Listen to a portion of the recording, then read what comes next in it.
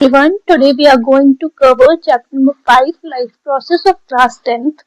Okay, so wish you all very good morning or good evening, good afternoon, जिस भी time आप ये lecture देख रहे हो, ठीक है। तो आज हम पूरा NCERT line to line clear करेंगे और समझेंगे क्या चीजें कैसे होती है। और अगर आपका कोई डाउट है, you can ask me in the comment section. I will try to reply everyone. Okay. सो ये मेरा पहला वीडियो है इस चैप्टर का और ये पार्ट्स में आते रहेंगे एंड आई विल अपलोड 1 2 3 4 5 है ना, ऐसे करके मैं सारे पार्ट्स में चैप्टर को खत्म कर दूंगी with previous questions and NCERT questions too. Okay, so let's start. So according to the first line of our NCERT, okay, how do we tell the difference between what is alive and what is not? तो हम कैसे पता करेंगे कि क्या चीज alive है और क्या चीज नहीं है। जैसे कि फॉर एग्जाम्पल, अगर हम लोग डॉग को देखते हुए, रन करते हुए, काऊ को देखते हुए, है ना, कुछ चबाते हुए, च्यू करते हुए, है ना, जो उसका चारा होता है, और किसी ह्यूमन बीइंग को या मैन को देखते हैं किसी स्ट्रीट पे तेजी से चिल्लाते हुए, है ना, तो हम गेस करते हैं या हमें पता चलता है कि यस, वो जिंदा है, they are alive. Okay, but what if they are not doing any activity? ठीक है, मतलब अगर वो सोए हुए हैं तो फिर हमें कैसे पता चलेगा कि वो जिंदा भी है या नहीं। आइदर इट इज डॉग, काऊ और मैन।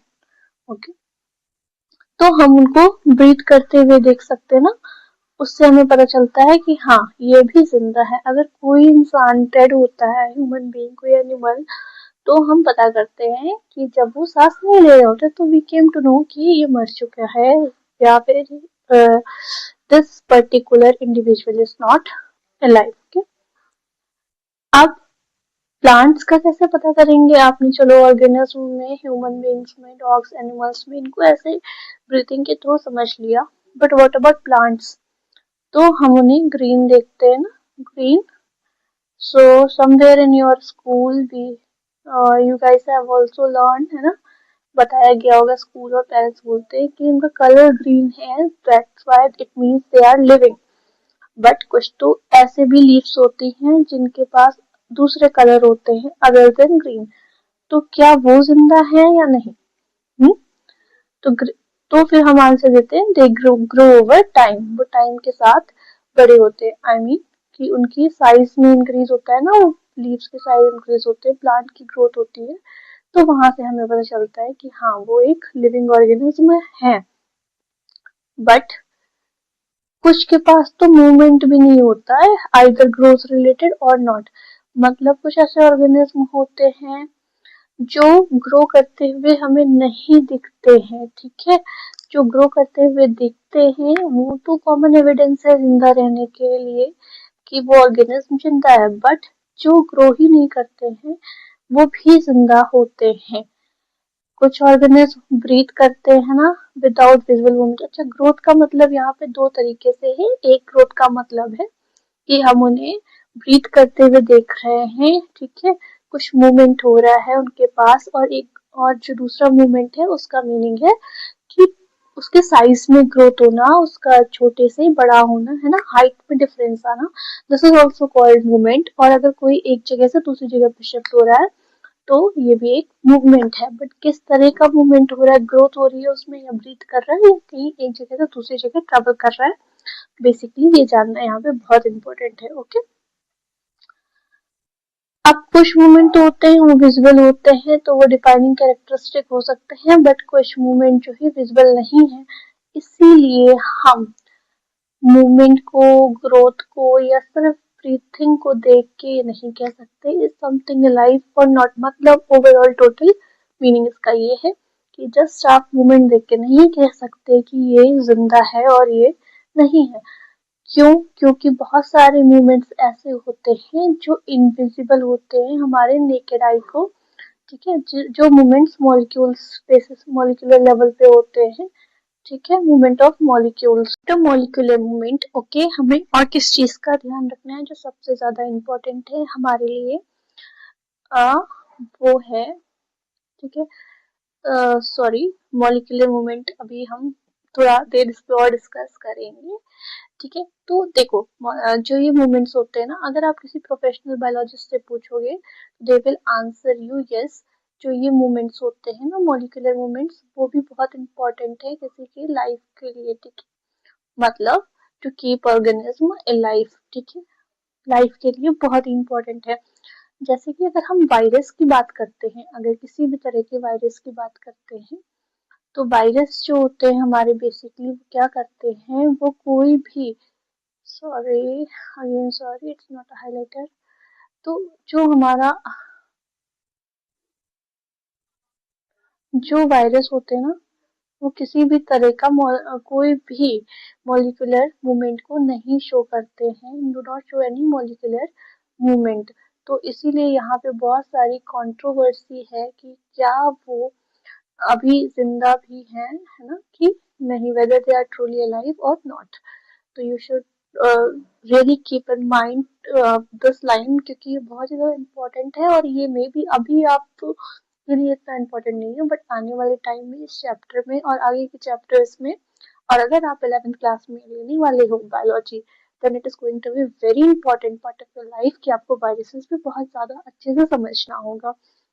ठीक है, जैसे कि अभी रिसेंटली कोरोना वायरस आया था, तो अगर हम उससे रिलेट करते हैं, तो जो हमारा कोरोना था, जो वायरस था, वो जब हवा में होता था, तो वो या फिर किसी भी तरह का ऑर्गेनिज्म जब वो एयर में है प्रेजेंट, नॉन लिविंग सेल्स में, तो वो जिंदा नहीं है, वो डेड है एक तरह से।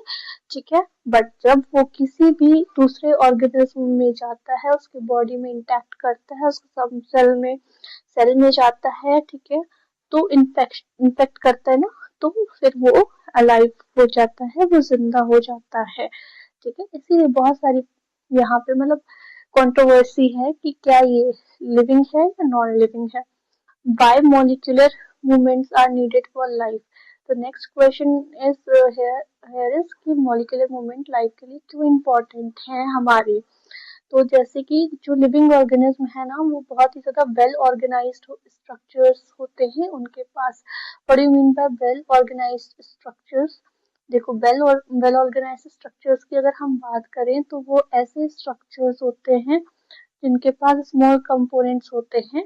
एंड कौन कौन से, जैसे कि टिश्यू होते हैं, टिश्यू बहुत सारी सेल्स से मिलकर बने होते हैं, और सेल्स भी बहुत सारे छोटे छोटे कंपोनेंट से मिलकर बनी होती है। सेल्स के बाद हमारा आता है ऑर्गन, ऑर्गन के बाद organ system and then organism. ठीक है, तो ये भी मैं आपको एक्सप्लेन करूंगी बहुत अच्छे से। फिलहाल आप यहाँ पे इतना समझ लो कि cells, tissue, organ and organ system then organism, तो बहुत सारे छोटे छोटे स्मॉल कंपोनेंट्स के थ्रू एक पूरा ऑर्गेनिज्म बनता है। ठीक है, तो अब अगर किसी भी एनवायरमेंटल कंडीशन की वजह से बहुत बार क्या होता है, जो ऑर्डर होता है ना, नेचर, ऑर्डर, नेचर जो एक ऑर्गेनाइज्ड मैनर है, ऑर्डर है वो लिविंग ऑर्गेनिज्म का, वो टूटने लगता है, ब्रेक करने लगता है टाइम के अकॉर्डिंग। तो अगर ये ऑर्डर ब्रेक किया, ये ऑर्डर खत्म हुआ, तो organism will no longer be alive. जैसे उनके सेल में कोई इन्फेक्शन हुआ, फिर सेल उनकी ब्रेक हो रही है, लाइक टिश्यू खराब हो रहा है, तो वो कोई ऑर्गन खराब हो रहा है, ठीक है, किसी भी ऑर्गन का फेलियर होना, लाइक हार्ट अटैक आना, ठीक है, किडनी फेलियर होना, तो वो बहुत टाइम तक लाइफ नहीं रह सकते हैं। इसीलिए जो लिविंग क्रिएचर्स होते हैं must keep repairing and maintaining their structures, इसीलिए वो अपने सभी स्ट्रक्चर्स को मेंटेन करते रहते हैं, रिपेयर करते रहते हैं। ठीक है, since all this structures are made up of molecules, ये सारे स्ट्रक्चर्स किसके बने होते हैं, मॉलिक्यूल्स के बने होते हैं। They must move molecules around all the time. ठीक है, तो इनको हैबिट है कि ये मॉलिक्यूल्स के साथ ही रहें, ऑलवेज मॉलिक्यूलर मूवमेंट इनके पास होना चाहिए, बहुत इंपॉर्टेंट है। ठीक है, लाइक जैसे कि जो हमारा ब्लड होता है, ब्लड का मूवमेंट हमें मतलब हमें थोड़ी ना दिख पा रहा है, वो तो बहुत मॉलिक्यूलर बेसिस पे उसका मूवमेंट हो रहा है। ठीक है, बॉडी में, तो अगर ब्लड का मूवमेंट ही रुक जाएगा, तो हम कैसे जिंदा रहेंगे ना, तो उसका मूवमेंट ब्रेक नहीं होना चाहिए। आप ऐसे समझ सकते हो इस चीज को। What are the maintenance process for the living organism? Okay, so और जो मेंटेनेंस प्रोसेस होती है लिविंग ऑर्गेनिज्म की, वो क्या क्या होती है हम यहाँ पे पढ़ेंगे। तो व्हाट आर लाइफ प्रोसेस?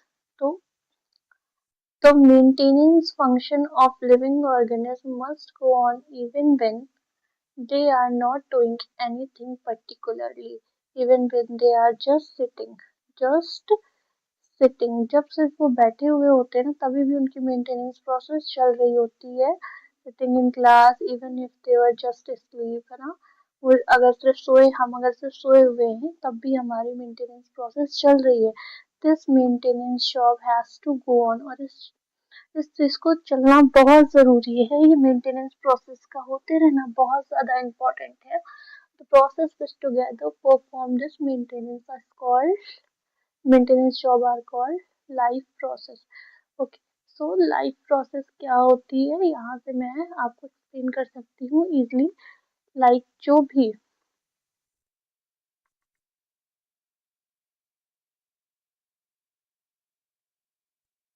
है ना, जो भी आप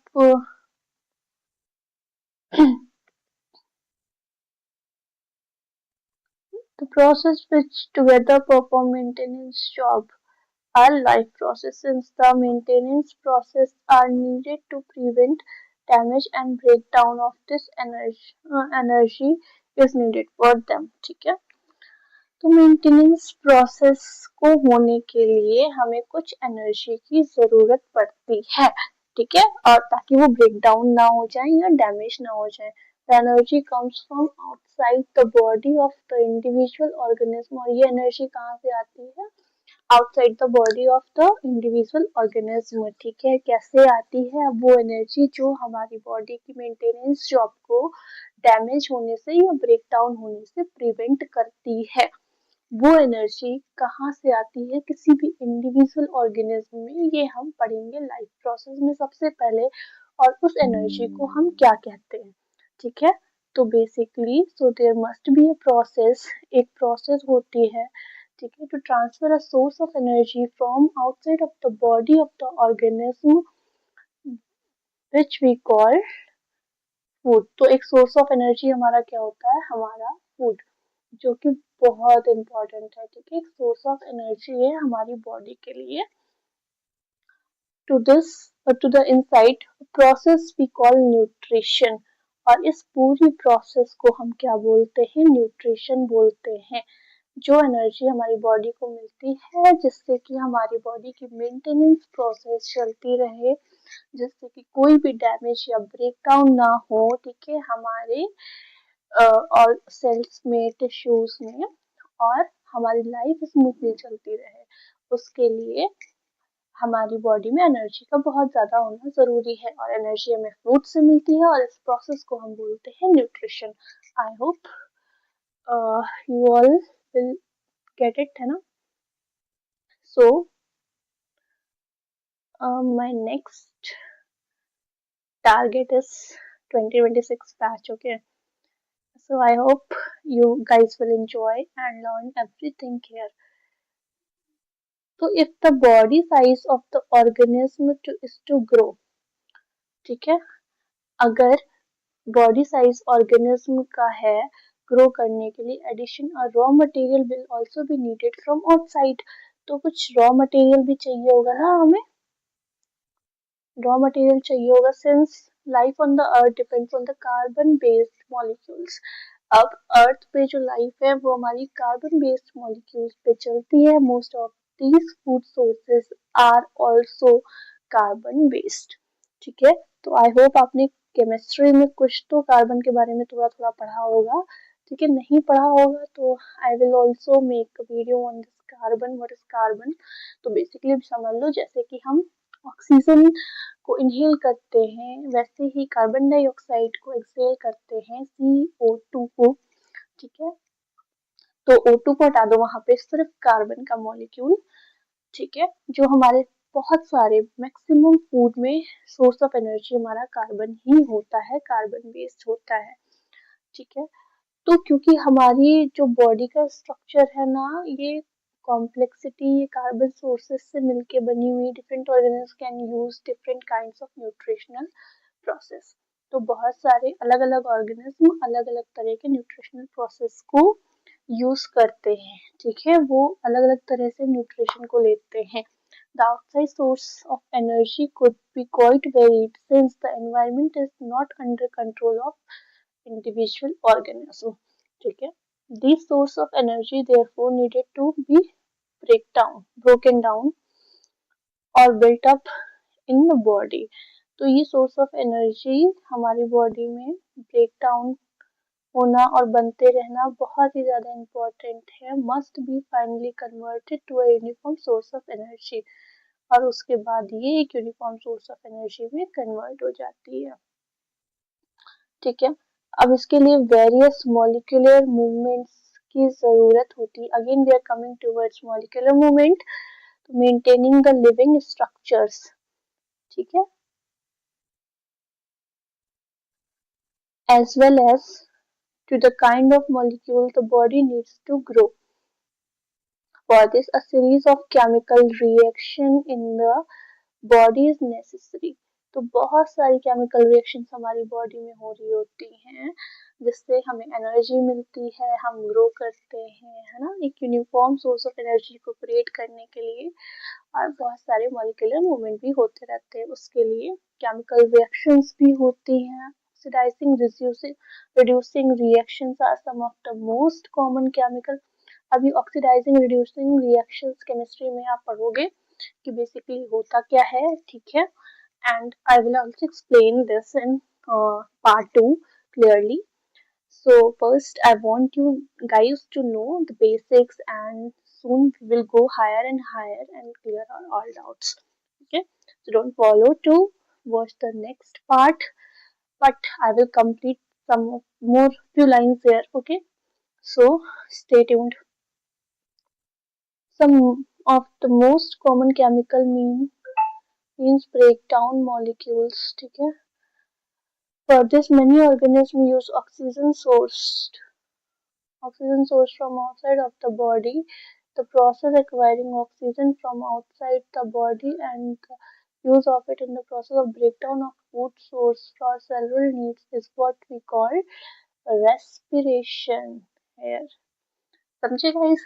So it is something related to oxidizing reducing chemical reaction, ठीक है, कि जो सोर्स ऑफ एनर्जी, अब हमने खाना तो खा लिया, बट हमारी एनर्जी कैसे जनरेट होगी, तो according to NCERT and what is science behind it, कि जब हम रेस्पिरेशन करते हैं, लाइक जब हम सांस ले रहे हैं अंदर की तरफ, ठीक है, ऑक्सीजन को ले रहे हैं, इनहेल कर रहे हैं, इट इज कॉल्ड ऑक्सीजन का एडिशन, और एडिशन मतलब रिमूवल ऑफ ऑक्सीजन और एडिशन ऑफ हाइड्रोजन और carbon molecules, okay। So you will learn oxidizing and reducing reactions, ठीक है, इन केमिस्ट्री। सो यहाँ पे आपको समझ में आ जाना चाहिए कि हमारी बॉडी में जो भी एनर्जी बनती है, वो जब हम ऑक्सीजन को अंदर लेते हैं, इनहेल करते हैं, तो वो फूड सोर्सेस को ब्रेक डाउन करती है सेलुलर लेवल पे, ठीक है, और एनर्जी प्रोवाइड करती है, और इस पूरे प्रोसेस को बेसिकली हम रेस्पिरेशन कहते हैं। तो in a single celled organism no specific organ for taking food. अब हमारे पास तो सेल्स हैं, अब मल्टीपल सेल्स में जा जाके एनर्जी हमें मिल रही है, वहां पे रिएक्शंस हो रहे हैं केमिकल, है ना, तो हमें एनर्जी मिल रही है। बट जो सिंगल सेल्ड ऑर्गेनिज्म होते हैं, उनके पास कोई भी ऐसा स्पेसिफिक ऑर्गन नहीं होता है, ठीक है, for taking food, exchange of gases को एक्सचेंज करने के लिए, and removal of waste may be needed because the entire surface of the organism is in contact with the environment, ठीक है। But what happens when the body size of the organism increases? तो ये सारी बहुत सारी complex, मतलब हमारी body design है सिंगल सेल ऑर्गेनिज्म की, तो जो सिंगल सेल होते हैं, बट जो मल्टी सेलर ऑर्गेनिज्म होते हैं, उनकी थोड़ी सी कॉम्प्लेक्स है, क्या होता है, कैसे होता है, ये सब हमें सीखना पड़ेगा। क्योंकि अगर सिंगल सेल ऑर्गेनिज्म की बात करें, तो ऐसा कोई भी स्पेसिफिक ऑर्गन नहीं है, ठीक है, फूड को लेने के लिए एक्सचेंज या रिमूवल ऑफ वेस्ट, उनका जो भी होता है सेम सेल में होता रहता है process. But multi cellular organism के लिए जैसे हमारी है ना सेल्स ग्रोथ करती हैं, कॉम्प्लेक्सिटी बढ़ती है, बॉडी साइज इंक्रीज करता है, तो कैसे ये सारी चीजें होती हैं पॉसिबल, ये हम पढ़ेंगे इस चैप्टर में, ठीक है। अब मल्टी सेलुलर ऑर्गेनिज्म में सारी सेल्स डायरेक्ट कांटेक्ट में नहीं होती है सराउंडिंग एनवायरनमेंट के, the simple diffusion will not meet the requirement of all cell. सारे सेल्स जो है हमारे वो थोड़ी ना डायरेक्टली कांटेक्ट में होते हैं ना एनवायरनमेंट के लिए, तो सिर्फ डिफ्यूजन प्रोसेस के थ्रू हम ये नहीं कर सकते हैं। ये जो ये सिंगल सेल और ये वाला सेल का एग्जांपल है, ये मैं एक अलग से पार्ट में आपको एक्सप्लेन करूंगी, डोंट वरी अबाउट दिस, ठीक है। बट फिलहाल अभी जो एनसीईआरटी है वो लाइन टू लाइन हम पढ़ते हैं, and I will make a different note and upload it so you guys can easily learn कि कैसे सिंगल सेल ऑर्गेनिज्म में ये सारी प्रोसेस होती है, ठीक है। Okay, so bye bye, take care, and I will upload the next part 2 soon.